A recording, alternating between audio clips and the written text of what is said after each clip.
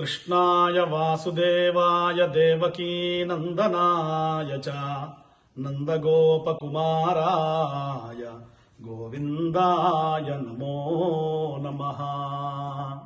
మార్గశిర శుద్ధ ఏకాదశి గీతా జయంతి సాక్షాత్తుగా శ్రీకృష్ణ స్వామి లోకానికి భగవద్గీతను ప్రసాదించినటువంటి రోజు.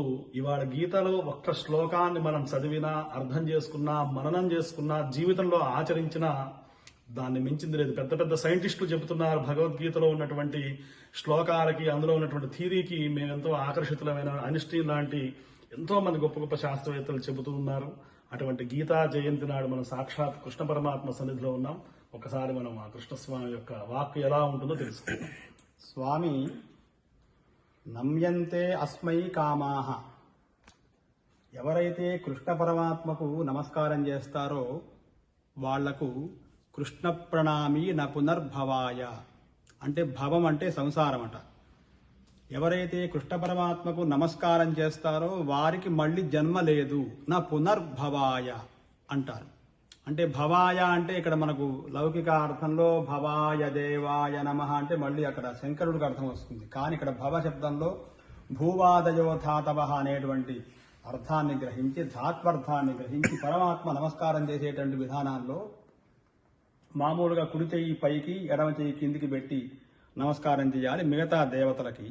కానీ కృష్ణ పరమాత్మ ఈ నమస్కారం మనం అట్లా చేయగలుగుతామో లేమో అని ఆయనే పాదాలని వ్యత్యస్తంగా పెట్టినటువంటి దృశ్యాన్ని మనం చూస్తాం. వ్యత్యస్త పాదారవింద నిత్యవందిత ముకుంద అని స్వామివారే మనకు ఎట్లా నమస్కారం చేసిన, మామూలు నమస్కారం చేసినా చాలండి, ఆ నమస్కార విధానాన్ని 8 విధాలుగా చెప్పారు.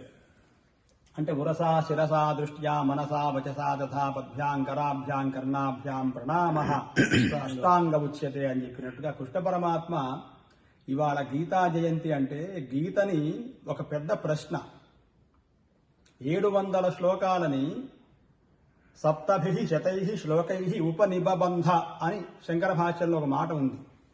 అంటే ఎట్లా మరి ఈ 700 శ్లోకాలు మామూలుగా నేడు పారాయణం చేస్తేనే మనకు 1 గంటన్నర 2 గంటలో 3 గంటలో పట్టేటువంటి సమయంలో యుద్ధ భూమిక యందు ఎట్లా చెప్పగలిగాడు ఇంత ఉన్నటువంటి విషయాన్ని? అంటే ఆయన ఆ ఉన్నటువంటి సమయంలో దీన్ని సారాంశంగా ఉండేటువంటి సూత్రప్రాయంగా ఉపదేశం చేశాడట పరమాత్మ అని మనకు భాష్యకారుల వల్ల మనకు తెలుస్తుందన్నమాట.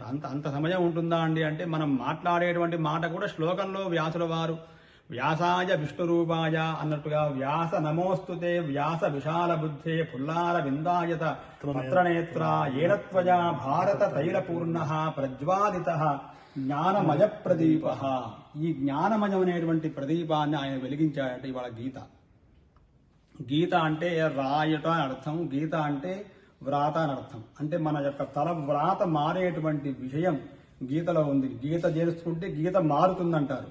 కాబట్టి ఈ గీత మారాలండి అంటే ఆ పరమాత్మ యొక్క గీతను ఆశ్రయించాల్సిందే అని చెప్పి ఆ గీతలో ఉండేటువంటి విషయాన్ని ఒకే ఒక శ్లోకంగా ఏం చెప్పారండి అంటే క్లైబ్యం మాస్మ గమః పార్థ నైతత్వైయుపపద్యతే క్షుద్రం హృదయ దౌర్బల్యం త్యక్త్వా ఉత్తిష్ఠ పరంతప.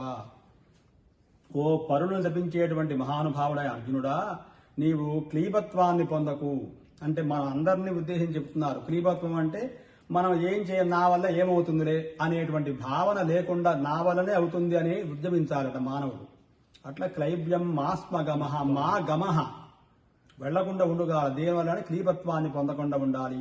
అటువంటి ఉత్తిష్ఠత జాగ్రత్త పరాన్ నిబోధత అని స్వామి చెప్పించే ఉపనిషత్ వాక్యంలో చెప్పినట్టుగా మనలందరినీ మనం జాగ్రత్త ఉండాలి, మిగతా వాళ్ళని జాగ్రత్త చేయాలి, గీత నేర్చుకోవాలి.